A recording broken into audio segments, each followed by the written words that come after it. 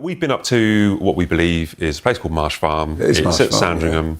Yeah. We've been looking at it this week, the last couple of days, and a lot of security fences are going up. If you believe being pushed out of Royal Lodge was the end of Andrew Mountbatten Windsor's housing issues, that assumption does not hold up. The former Duke of York now seems to be stepping into a new set of complications at the very place meant to become his next home. Recent reports claim the property is located on a floodplain, with official records warning about serious consequences if nearby pumping systems were to fail. At the same time, pest control vehicles, electricians, builders, and security crews have reportedly been seen arriving at the site, even though Andrew has not yet moved in. Today, we are breaking down what is really unfolding at Marsh Farm, why concerns are already growing, and what this move reveals about Andrew's current position.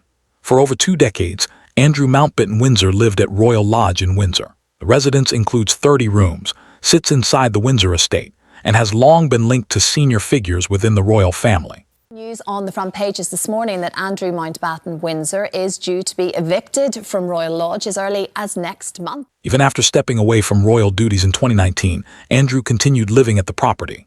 Over the years, reports suggested he stayed there under extremely generous terms, with very little personal financial responsibility for a home of that size. For a long time, many assumed a solution would eventually be found.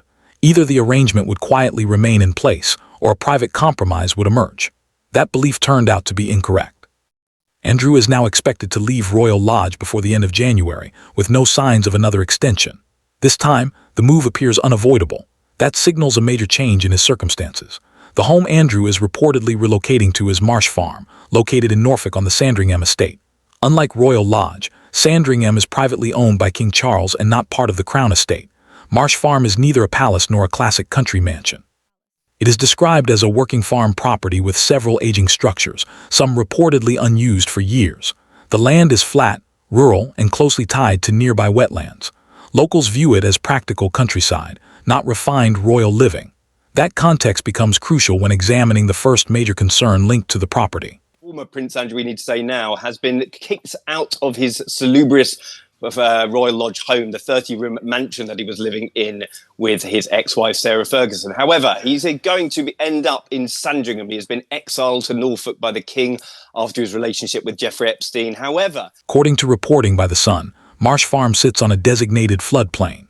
Residents in nearby areas are reportedly advised to sign up for flood alerts in case local defenses fail. A risk assessment carried out last year on a neighboring site pointed to potential issues connected to the Wolverton pumping station. The report noted that failure could happen due to long-term mechanical problems or power supply interruptions. In such scenarios, emergency flood procedures would be activated, including temporary pumping systems. While the exact probability of flooding remains uncertain, there is no claim that flooding is imminent. However, the risk exists and is serious enough to require formal warnings and contingency planning. This marks a sharp contrast to life at Royal Lodge. Royal Lodge sits on higher, carefully maintained ground with security and infrastructure designed to protect high-profile residents. Marsh Farm is different. It is functional land that depends on constant management to stay safe and habitable. Marsh Farm, it's a ramshackle place. It's run down. Is he going to be happy there, Arthur? Well, I mean, people describe the Sandringham estate as not very nice, but I mean, it's beautiful. I mean, it's just tree-lined. It's absolutely where that farm is. Thought of Andrew potentially dealing with flood alerts, emergency pumps, or water control plans would have seemed unimaginable 10 years ago. Now, it is simply part of the reality surrounding his next residence. Despite these concerns, work at Marsh Farm appears to be progressing quickly. In recent days, Sky VIP engineers were reportedly spotted installing a high-end entertainment system, suggesting plans for long-term living rather than a short stay. Tradespeople have also been seen installing security lighting, putting up a 6-foot wooden fence, and operating heavy machinery. Reports mention an excavator on site and electricians working to bring the buildings up to modern standards. There are also claims that internal upgrades are underway in farm structures described as rundown, some of which had reportedly been unused for many years. This level of activity indicates the property required substantial preparation before it could be occupied. Security appears to be a key focus of the renovations. CCTV systems are reportedly being installed alongside fencing, pointing to concerns about privacy, access, and unwanted attention. While Marsh Farm sits within the Sandringham estate, it is not especially isolated. It lies within the village of Wilton, meaning nearby residents and regular activity. Security at Royal Lodge was long established and discreet. At Marsh Farm, it is being added rapidly and very visibly.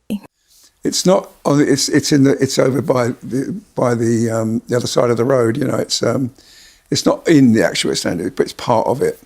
And that's you know, to restore that house that time, they're going to have to have a massive amount of work done on it. And I don't think it's going to happen in April, because I've been talking to someone up there and he says. One of the more surprising developments occurred earlier this week when a command pest control van was photographed entering Marsh Farm. The company operates across eastern England and holds a royal warrant. It specializes in humane pest management, dealing with rats, mice, squirrels, and wasp nests. No official explanation has been provided for the visit. However, the company's own guidance states that January is a peak month for rodent activity. Cold weather pushes rats and mice indoors, where they seek warmth in walls and roof spaces. This detail becomes more relevant when considering another reported factor. The Sandringham estate is said to have a no-cats policy for tenants. While this may sound minor, it carries practical consequences. Without cats, rodents are more likely to become an issue, especially in rural settings. Pest control visit may have been precautionary, or it could indicate issues already discovered during renovation work. Either way, it reinforces the idea that Marsh Farm is not a spotless residence awaiting a ceremonial arrival. It is a working rural property undergoing active preparation. Another significant development involves Sarah Ferguson. A source told the publication that, although she supported Andrew for many years, she is now prepared to move forward independently. The source claimed both Andrew and Sarah must leave Royal Lodge by January 25th, but their paths diverge afterward. Sarah is reportedly not moving into Princess Beatrice's Cotswolds home. Instead, Princess Eugenie's home in Portugal is mentioned as a possible temporary base while she weighs her options.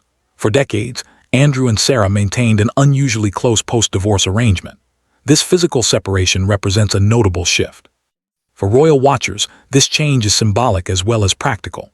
Sarah's presence at Royal Lodge helped preserve a sense of stability. Without her, Andrew's move to Marsh Farm appears more isolated and unsettled. The Times reported on January 18th that Andrew will not move directly into Marsh Farm. There's a lot of timings at play here, because when is he going to be out? He's got until October to stay there. King wants him out by Easter, but he might actually be out by his birthday, and that's 19th of February. There's a lot of movement in this area. Marsh Farm is where he's going to be on the Sandringham estate. Instead, he is expected to stay in temporary accommodation while renovations continue. Details about this interim residence remain limited. There has been no confirmation of its location, size, or how long he will remain there. This suggests that despite visible progress, Marsh Farm may not yet be ready for full-time living. For someone accustomed to staying in one place for decades, moving between homes marks a major adjustment. The timeline feels rushed. Royal Lodge must be vacated. Marsh Farm is undergoing rapid upgrades. Pest control is active. Security installations are ongoing. A temporary home is required. All of this is unfolding within weeks, not months. That urgency likely explains the intense activity at Marsh Farm. It also raises doubts about whether this move is truly settled or simply the only option under pressure. Although Marsh Farm is widely described as a downgrade from Royal Lodge, it is far from inexpensive. Security systems, fencing, renovations, entertainment setups, and maintenance all involve significant costs. This challenges the idea that Andrew is being forced into a modest lifestyle. The situation is more layered. While the property is smaller and less prestigious, it is still being customized to suit his needs.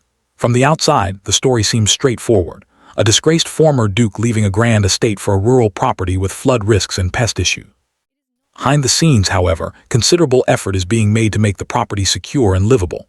Both realities can exist at once. Many questions remain unanswered. Will Marsh Farm become a permanent home or just another temporary solution? How long will the renovations last? Will flood prevention measures be enough? Will Andrew remain out of the public eye or continue to attract attention? For now, the situation remains uncertain. As Andrew Mountbatten Windsor prepares to leave Royal Lodge, his next chapter already includes flood warnings, pest control visits, heavy construction, and a temporary stay elsewhere. Do you believe Marsh Farm will truly become his long-term home, or is this just another stop during a period of instability? Share your thoughts in the comments. And if you follow royal stories closely, make sure to subscribe to FameX, like this video, and turn on notifications so you never miss an update.